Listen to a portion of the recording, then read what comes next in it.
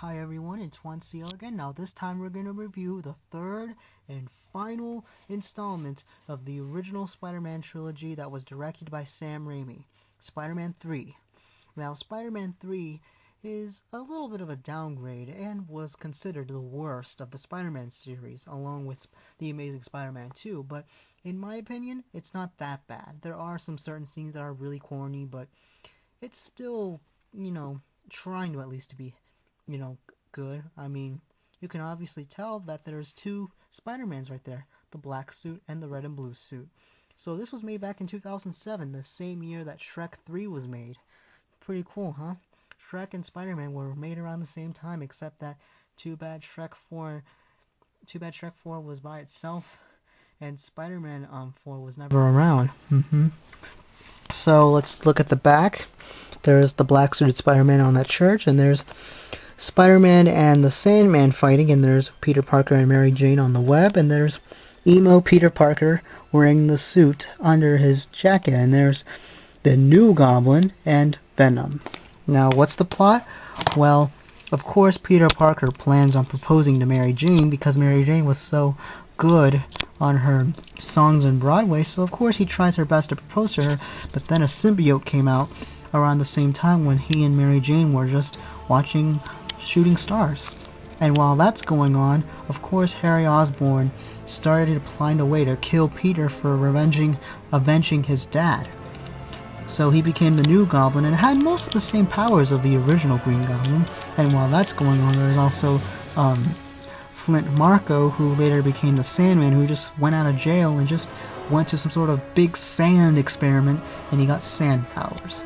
And then there was the new guy at the Daily Bugle, Eddie Brock, who was supposed to be mentioned a little bit in the first movie, but then returned in this movie as a new guy. And he later became Venom at the very end of the movie. He tries to show off, and of course, J. Jonah Jameson prefers him over Peter Parker, so they weren't getting along so well. Of course, Peter Parker becomes so aggressive with the suit that his suit changed after hearing so many, police scanners and all that.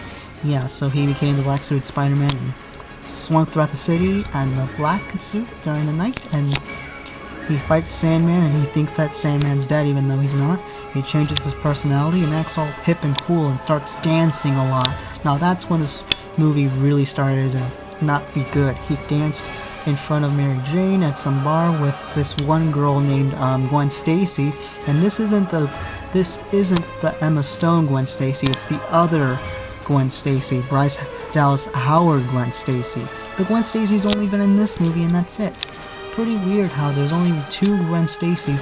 One of them happens to be in this movie while the other's been in a more important role in the remake. So this movie really had too many plot lines and too many characters, just like in The Amazing Spider-Man 2, except this one had a little bit more rushed development compared to the sequel to the remake. This movie really started to go low, but at least it was the most successful movie of 2007, and it was the highest grossing film in the Spider-Man series, and it was also Sony's highest grossing movie until one of the James Bond movies later on in 2012. I think it was Skyfall, I don't know. Overall, this movie really wasn't really that good. I liked it when I first saw it. I thought it was okay, but looking back at it, it sucked. Not hard, but it was just a big disappointment. It was a sad conclusion. The Venom was a little late at the end, and Sandman was the real killer of Uncle Ben, which also kind of disappointed a few fans. And it also disappointed Peter Parker as well, and that's why he killed the Sandman even though he didn't. And there was also the death of Harry Osborn. Pretty sad that he died from Venom, but luckily Venom exploded from one of the pumpkin bombs.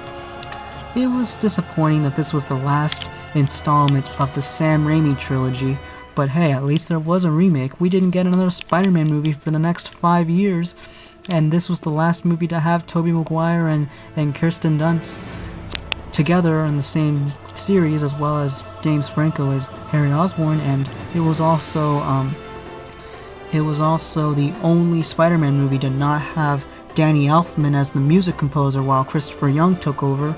But then there was another composer, which was Hans Zimmer for the Amazing Spider-Man 2, while James Horner was the composer of the remake. So that's all I have to say about this movie. It disappointed a lot of fans, including myself. It didn't seem to have the same cheesy charm from the first two movies, but it's still a somewhat decent movie.